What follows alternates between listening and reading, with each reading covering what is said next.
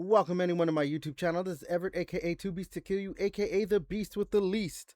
And I'm gonna be just a little bit of behind the scenes stuff. I had made a video talking about the Xbox stuff this week, just because a lot happened and I kind of kept waiting. Kind of glad that video got messed up because more stuff is coming out, so I will record that one. I will. But right now, I want to make a video talking about something that I came across my Twitter feed and everything, as it pertains to PlayStation and their whole ending physical disc production stuff. Yeah, I know, a little bit of a long intro. Let's go ahead and hit that other intro.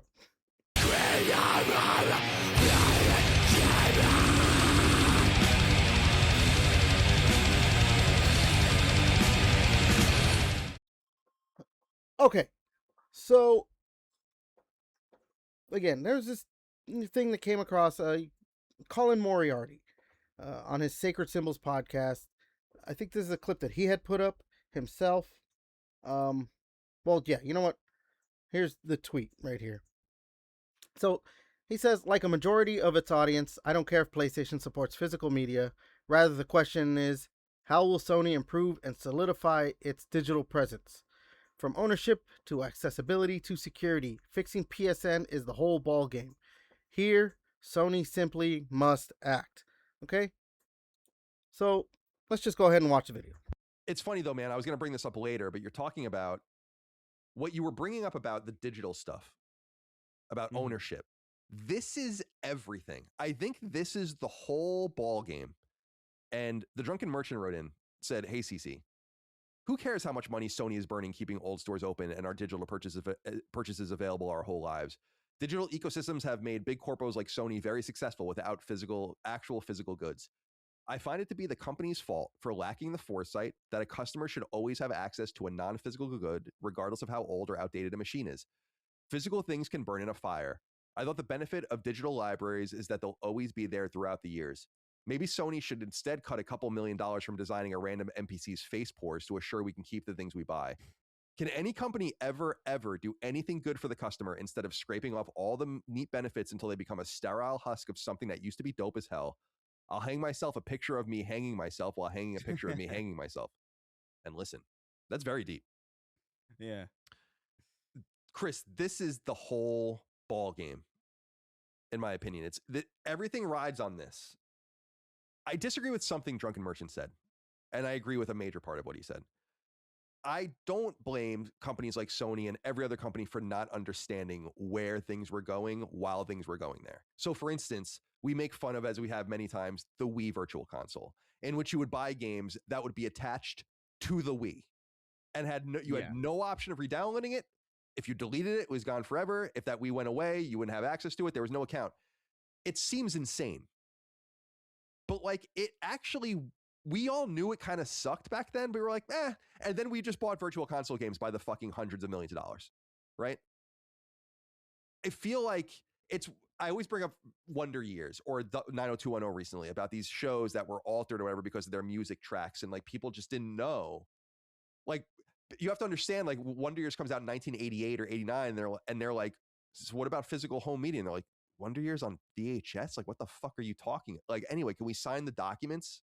You know? And then you get to DVD, and then it becomes practical, and then TV shows start appearing on these things, and then you realize you didn't have your T's crossed and your I's dotted. Like, I kind of forgive that, personally. I understand if people have different opinions on that, but I don't think anyone really understood what was going on at that time. We're not there anymore. Right. We've now known, I would say with certitude, for 20 years since Xbox Live. Not even the original Xbox Live. Let's say Xbox 360's launch with a true digital ecosystem. Remember, you used to have to have a disc to buy games on Xbox Live, which is funny. So we've known for 20 years, 21 years. And it seems unforgivable that there is no solution from the companies. And we have to remember that sometimes the threat of government interference makes the industry act in a certain way. The ESRB is a great example of that. The government basically said, you either figure this out or we'll figure it out for you. That's the exact same threat that they gave to the movie industry in the 70s. It's where rated R and all that kind of stuff comes from. The ESRB Right. spawns in the early to mid 90s out of a threat for the government to get involved. And I wonder if it's going to be, there will require another threat for the consortium of hardware manufacturers to get together and say, like, we can't do this to people's digital libraries anymore. And that, in fact, because we have this fucking bullshit in our EULAs and all these things where we can pull plugs and ban you and allow your accounts to get stolen, all this bullshit, like, and we have no accountability for it, it undercuts our ability to go all digital, which behooves us. So, in fact, do you think it would benefit them to say, like, yes, we agree with you. Like, you're absolutely right. Please buy digital games. Please buy them. We will do anything. We will promise you access and do all these things, but they don't. And so that's the biggest surprise to me, Chris, is that they make their jobs so much harder when really just a little bit of investment in the back end, in your security apparatus, in licensing, in doing all the hard work sets you up for a dominant digital future where no one is worried and no one gives a fuck. Yeah. But they won't do it. So you can't have, I said it before, having your cake and eating it too. It all rides on this. This is it. And this is what I think we should be pushing for.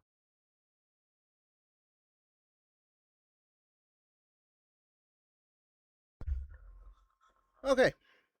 So that's his video.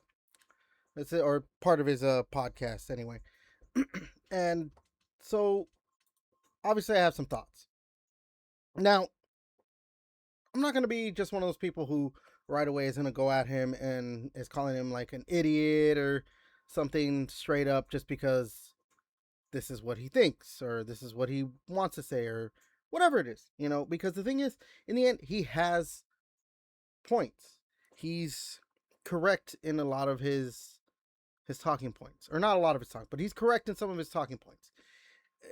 Just like his tweet saying a majority of the audience. You know what? The thing is, he is right.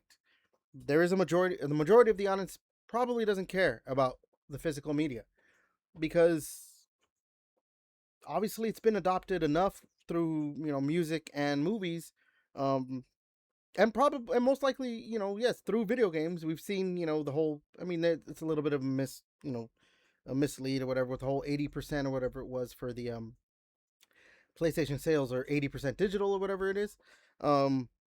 But yes, obviously digital is taking a big portion of sales and everything. Um, and he's also correct in talking about that they should be, if they're going to be doing this where it's going full digital or whatever, his basic point is that like they need to invest in their own ecosystem and their own online infrastructure because you know they have to make sure everything's secure. They have to make sure that it's more enticing to want to go digital or to stay digital or whatever it is.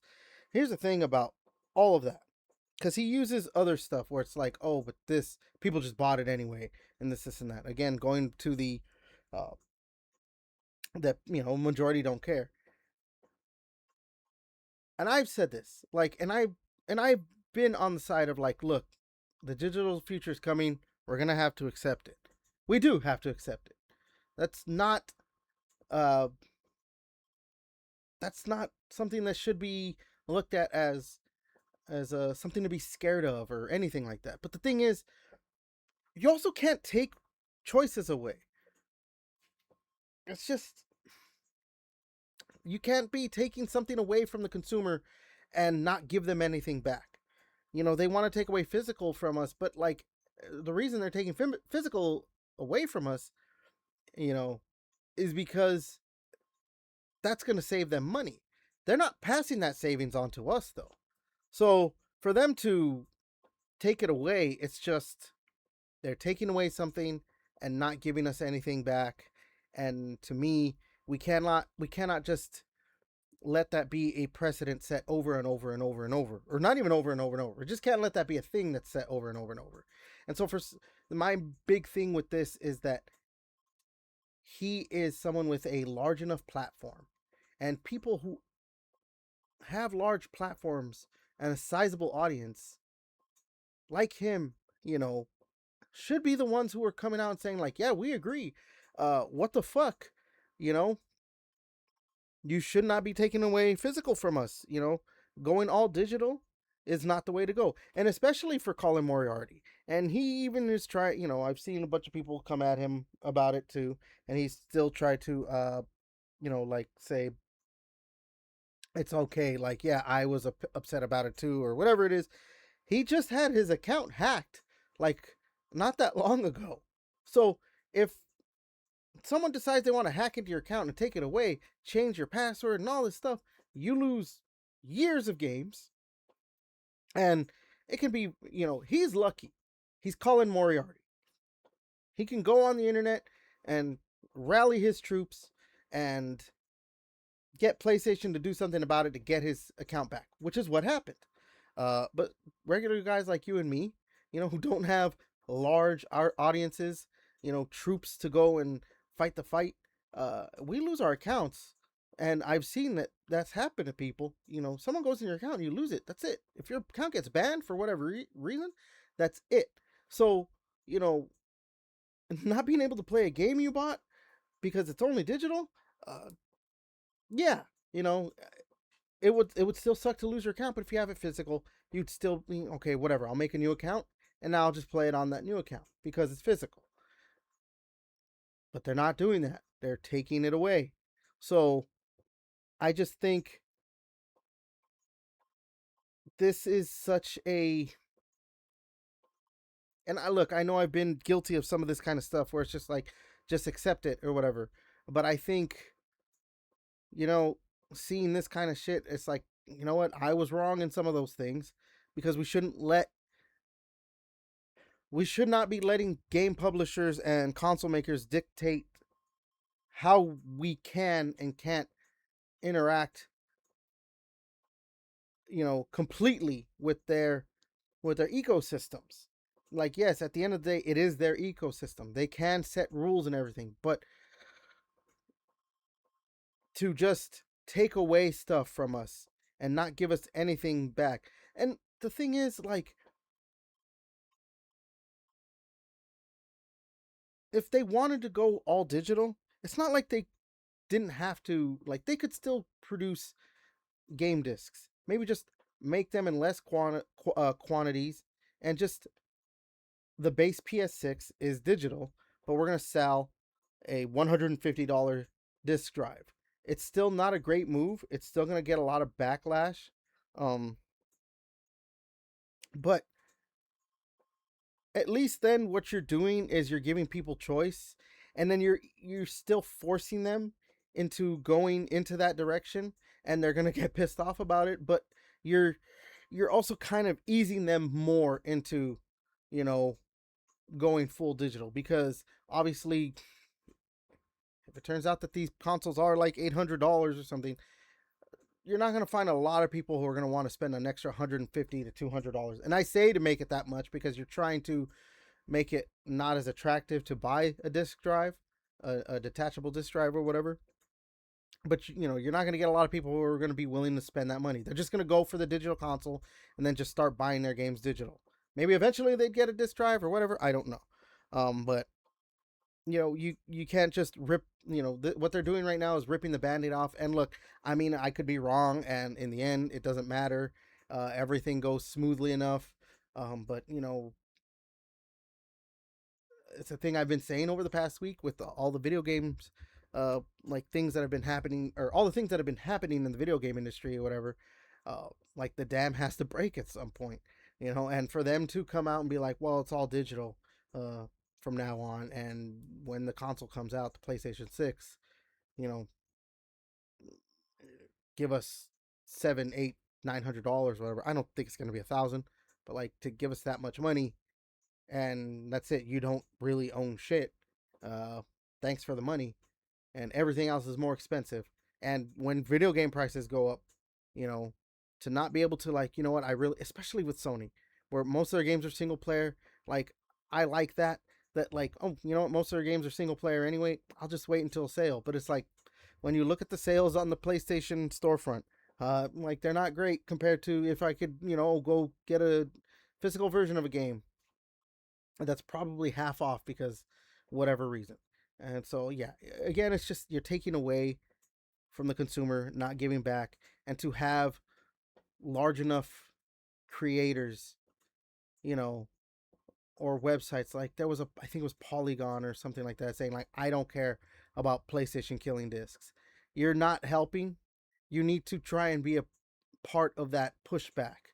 It doesn't matter if that pushback uh, is successful or not. You do need to be part of that because you need to show that hey, yeah, this is kind of fucked up.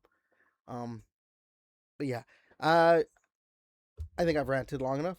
So yeah, you like what I do on this channel, you like the podcast, new episodes every Monday. Like, comment, subscribe, share, all that good stuff. And until next time, I'll catch you later.